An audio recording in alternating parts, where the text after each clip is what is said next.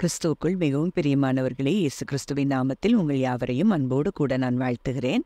இந்த நாளிலும் தேவன் நம்மோடு கூட இடைப்படுகின்ற ஒரு வார்த்தை 2 ராஜாக்கள் 6ஆம் அதிகாரம் 16ஆம் வசனம்.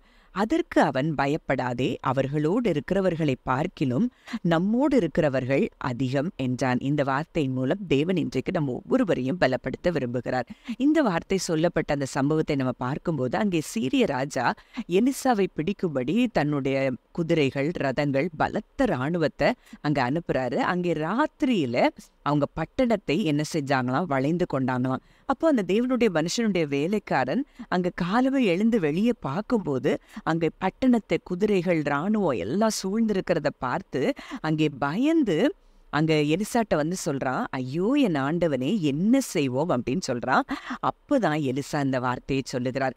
எலிசா அந்த வார்த்தையை சொன்னது மாத்திரம் இல்ல, அங்க ஒரு ஜெபம் பண்றாரு. கர்த்தாவே, இவன் பார்க்கும்படிக்கு இவன் கண்களை திறந்தரணும்.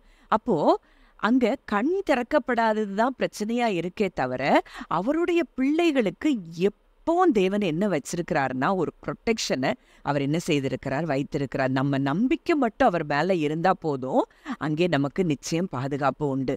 அப்போ அங்க சொன்ன உடனே அங்க வேலைக்காரனுடைய கண்களை அங்கே திறக்கப்படுகிறத பார்க்கிறோம். தேவன் திறக்கிறார். அங்க திறந்த உடனே அங்க எலிசாவை சுற்றிலும் அக்கினிமயமான குதிரைகள், ரதங்களால அந்த மலை நிறைந்திருக்கிறதை அவன் கண்டான். இப்போ ஒரு விஷயத்த நம்ம இங்க யோசித்து பார்த்தோம் அப்படின்னா, இங்கே பழைய உடன்படிக்கையின் கீழே இருந்த எலிசாவுக்கு, அந்த தேவனுடைய மனுஷனுக்கு இவ்வளவு பாதுகாப்பை பரலோகம் கொடுத்திருக்கும் என்றால், இன்றைக்கு புது உடன்படிக்கையில் அவருடைய இரத்தத்தினால் மீட்கப்பட்டு கழுவப்பட்ட அவருடைய பிள்ளைகளாக்கப்பட்ட நமக்கு எவ்வளவு பெரிய ப்ரொடெக்ஷனை தேவன் வைத்திருப்பார் என்பதை நீங்க அறிந்து கொண்டீங்கன்னா, இந்த நாள்ல அப்படிப்பட்ட பயங்கள்ல இருந்து தேவன் உங்களை நிச்சயமா வெளியே கொண்டு வர. நீங்க ஒண்ணு யோசித்து பாருங்க, இங்க எலிசா தன்னுடைய பாதுகாப்புக்காக அவர் அங்க ஜெபித்த மாதிரியே ஒரு காரியம் அங்கே போடப்படல.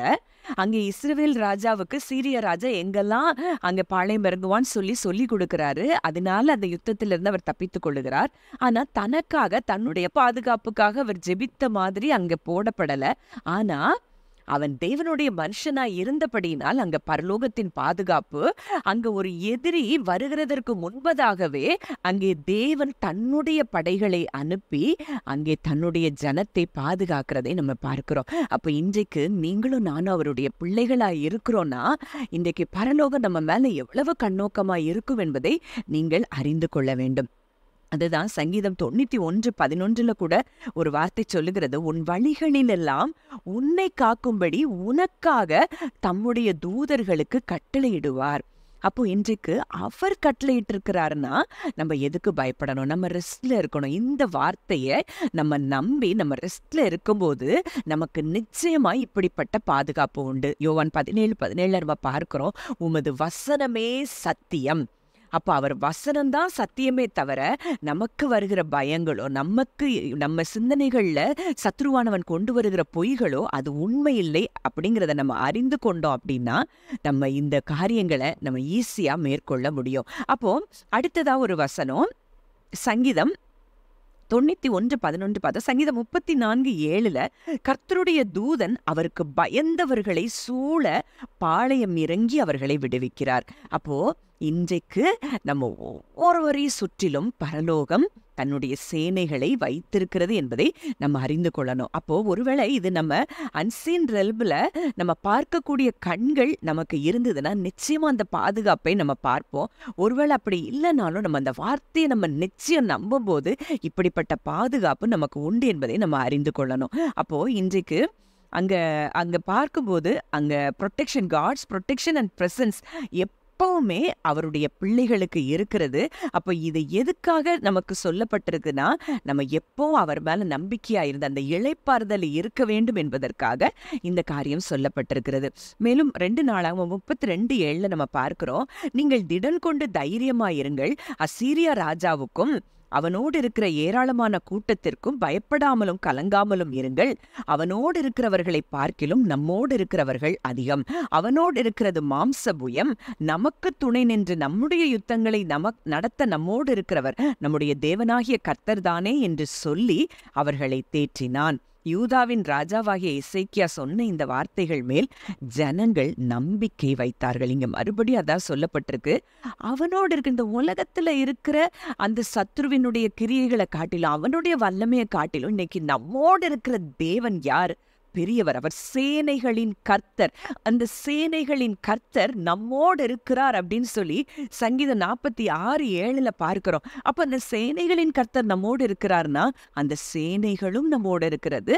அந்த சேனை தலைவனாகிய இயேசு கிறிஸ்துவும் இன்றைக்கு யாரோட இருக்கிறாரா? நம்ம கூட இருக்கிறார்.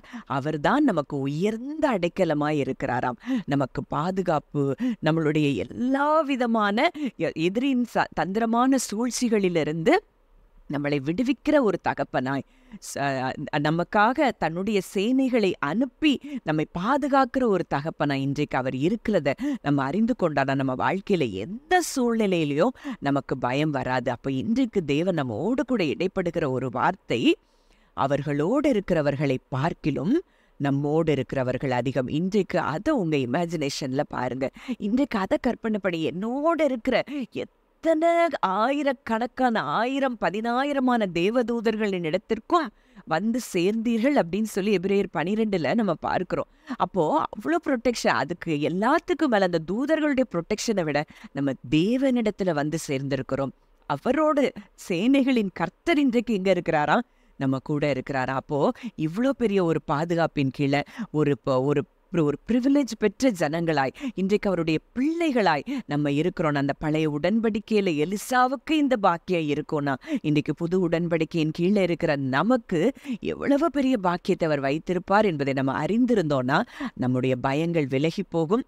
இன்றைக்கு சத்ருவானவன் நமக்கு எதிராய் வைத்த எல்லா அக்கினி ஆஸ்திரங்களை இன்றைக்கு இந்த வார்த்தையின் மூலம் தேவன் அதை சுட்டெரிக்கிறார் என்பதை நீங்கள் அறிந்து கொள்ள வேண்டும். ஜெபிக்கலாம். நல்ல தகப்பனே, நன்றியோடு உம்மை துதிக்கிறோம், ஸ்தோத்தரிக்கிறோம். அப்பா, இந்த நாளிலும் நீர் எங்களோடு கூட இடைப்பட்ட உம்முடைய வார்த்தையின்படி அப்பா, இந்த உலகத்தில் இருக்கிற அவனுடைய கிரியைகளை காட்டிலும் அவனுடைய சேனை காட்டிலும் எங்களுடைய தேவன் அப்பா நீர் பெரியவர். உம்மோடு இருக்கிற சேனை அது பெரியது. எங்களை சூழ்ந்திருக்கிற உம்முடைய சேனைக்காக, எங்கள் வழிகளில் எல்லாம் எங்களை காக்கும்படி உம்முடைய தூதர்களுக்கு நீர் கட்டளையிட்டு இருக்கிறதற்காக நாங்கள் நன்றி செலுத்துகிறோம் தகப்பனே.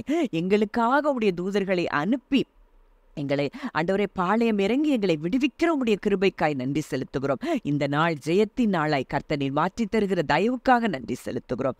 இயேசுவின் மூலம் கேட்கிறோம் ஜீவனுள்ள நல்ல பிதாவே, ஆமென்.